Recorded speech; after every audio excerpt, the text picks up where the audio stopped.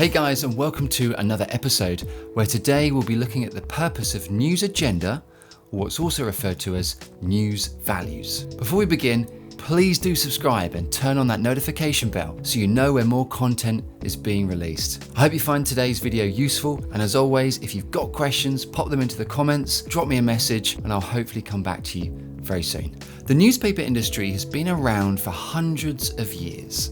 The 17th century, in fact, saw its initial increase when government regulation was relaxed as more people were then allowed to publish. Today we find a wide selection of newspaper titles available in the UK, remembering of course Scotland and Ireland will have their own specific regional newspapers. We see national newspapers sold as well all over the UK, alongside more localised newspapers which cover more county-based areas, specialising in more local news topics.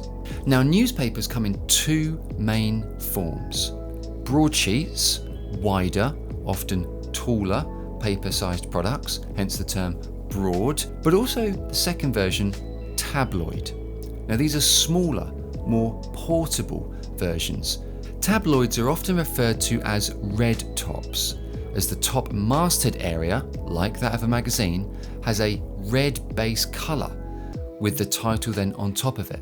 Good well-known examples include The Sun, The Mirror, The Sunday People, and the now deceased News of the World. Broadsheets are typically more formal in their lexi and discourse, their language and tone, typically covering international stories, financial interests, and other national serious topics. Tabloids, however, will often cover more human interest stories, often with a dramatised nature to them, possibly celebrity-based, entertainment or sports-focused. Tabloids are less formal, more chatty or colloquial in their language and means of addressing the audience. Newspapers irrelevant of the type will of course have a political alignment. They will each support a political ideology, a political worldview. The Mirror, for example, is a Labour supporting newspaper. So anything conservative story-wise usually gets a bad or negative response from them. The reverse is true as well, that the Mirror will of course typically take any news about the Labour Party and promote it or support it as best they can. Now, this idea of newspapers having a preference to political parties or sides really does affect the way in which the newspaper handles stories and creates a bias towards its audience. We'd recognise this as mediation, and you can see my other video about this where we cover this topic in depth. The newspaper is therefore selecting and constructing specific content for the audience to receive. However, news values, or news agenda as it's also known, is a slightly different idea in that back the 1960s, 1965, media researchers Galtung and Rouge analysed international news stories on a huge scale over a period of time, and they found common attributes in all of those stories. And they wanted to find out what was the criteria newspapers and other media were using to decide if such a story would be featured in their pages. Now, they identified a list of 8 news values that were common across all the news bulletins and newspapers. Now, similar to mediation, this is referred to as gatekeeping. Like a farmer who looks after their livestock, they'll control and open and close the gate, letting some things in and others being made to stay out. In the same way, media producers, editors in the newspaper team would be gatekeepers, controlling exactly that. Which stories you and I will be able to read. The stories that will be featured in tomorrow's newspaper. Think about it. During the course of an entire day, there must be hundreds, if not thousands, tens of thousands of events, good and bad, that occur not only in the UK, but across the globe. If we ran a newspaper, our paper-based product only has a limited amount of pages. We have to decide what makes the cut. We simply don't have the room to print everything. So this is where our 8 news values come in. They act as almost a filter to determine which stories go in and which do not. Some newspapers clearly use more news values than others, and some clearly have a preference of which news value they look to use or have featured within their stories. The 8 main news values are shown here, and I've made a handy downloadable PDF resource for you also.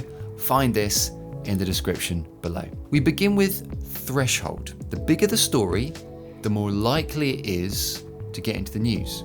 No newspaper is going to want to miss out printing the big story that everyone else is talking about. A royal wedding, a cure for a worldwide disease, a war conflict just starting. These are all big threshold, big news stories. So that's the first news value. Secondly, negativity. Bad news is more exciting and interesting than good news. Often audiences will want to know about scandal, the thing that went wrong, the truth of the matter. Even though it might be difficult to hear or unpleasant to understand, negativity is typically used in tabloids. The Sun is a very good example of being synonymous with negativity as a reason a story had been chosen to be featured. Next we have unexpectedness. An event that's a shock or something that happens out of the ordinary will often push other news stories off the newspaper's overall content. Imagine, for example, an iconic celebrity, a very high up politician, or even a member of the royal family suddenly dies. This would of course be incredibly unexpected, and that would be a story audiences would want to learn about. Often also wars, divorces, or unplanned resignations from important jobs would also come under this idea. Next we have unambiguity. Events that are easy to report and are not too complex, they'll be higher up the agenda of some newspapers. Modern wars are sometimes difficult to report. They're very technical, they're very detailed, they're very complex, there's too much to discuss, and they're often avoided by tabloids. Simple stories, or what are often called bite-sized reads or quick reads, will be found in tabloids, as these are often less complex and the audience wouldn't typically be confused by them, therefore finding them more appealing. Next we have what's called personalization. News stories that have a human interest angle are more likely to appear in some newspapers. Readers are interested in celebrities and stories that have more meaning if they're personalized. Parents, mothers or fathers will relate to content which is about other parents, or stories about a family or a family member. They can identify with that. This also links to our other previous video on uses and gratifications, the needs of audiences, and the idea of identity is one of them. Check out the video if you've not seen it. Next we have what's called proximity.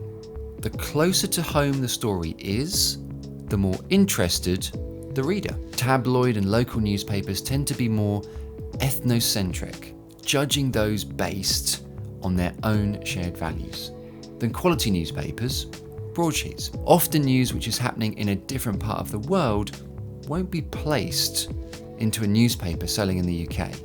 And why would it? What does, for example, a UK audience need to know about a bus crash in India? Now, that's not to demise the importance and loss of the bus crash in India, but UK audiences simply won't relate. There's no context for them, so it appears almost irrelevant to them.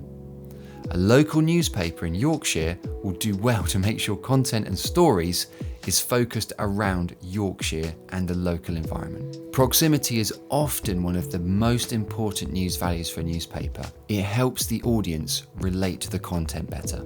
Elite nations or elite people is another news value. These stories about important people and powerful nations, for example, America, will be higher up the agenda. As a news value, elite nations and elite people are often a favourite for why a story is chosen. Famous people sell newspapers. People want to know about them. Lastly, number 8 is continuity. Stories that are already in the news continue to run and are updated as new aspects of that story unfold. For example, football World Cups, political campaigns, presidents and prime ministers, for example. A news story which can be built upon and provide the audience with new developments might just sell more newspapers and keep the reading coming back. So these 8 news values, although different, have a big part to play in providing the reason news stories make the pages we see in our newspapers. Remember, somebody somewhere, an editor or a producer or a team, has been the gatekeeper and selected the stories in our newspapers. The 8 news values were simply used to give it justification for making the cut. If a story can apply multiple news values, that single story therefore has bigger audience attraction. For example, if an elite person, a celebrity, an actor or TV star who is British, suddenly dies with no clear answer to how they died, we then have a lot of news value upon such a story. Firstly, it's an elite person. There's a level of threshold. This is a big story due to their stature and being known nationally. There's proximity, as they are British themselves, so British readers would identify with them. And there's also negativity, as it's a sad story due to the concept of someone passing away. There's also unexpectedness, as this was completely out of the blue, unplanned, and not something people expected to hear. So this story has quite a few news values attached to it. This would help that story make the paper, compared to a story perhaps which only demonstrated 1 or 2 of those news values. So be thinking about which news values apply to the stories you read in the newspapers you buy, or even visit online via their websites. Do you see a brand typically make use of certain news values? Do all broadsheets typically focus on stories which have high threshold? Do tabloids focus on simply personalization? When we stop to think about it, the editorial team must have a tough job in working out which stories to include and which not to, ultimately to get the style of stories wrong, and your audience is going to go elsewhere. Guys, I hope this episode has been useful and you have a better understanding, hopefully, of news values and their role within the newspaper industry. Until next time, thanks for watching, stay safe and take care.